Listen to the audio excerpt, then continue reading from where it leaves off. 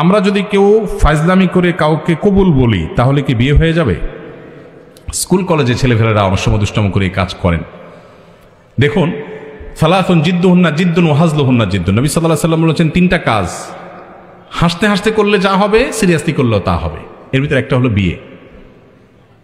যদি দুইজন সাক্ষীর উপস্থিতিতে, অ্যাডাল্ট দুজন সাক্ষীর উপস্থিতিতে এই কাম করে থাকেন, উভয়ে হাসাহাসি করেছেন, আর নিজেরা শিশু না হন, আপনারাও অ্যাডাল্ট হন, তাহলে হানাফি মাযহাবের মাসআলা অনুযায়ী বিয়ে হয়ে যাবে।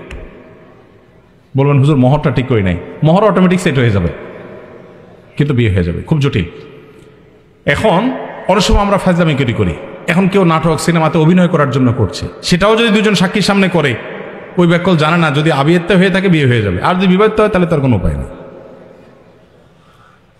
তো শরীয়তের এই মাসালাগুলো নিয়ে তামাশা করা যাবে না, এগুলো সিরিয়াস ইস্যু।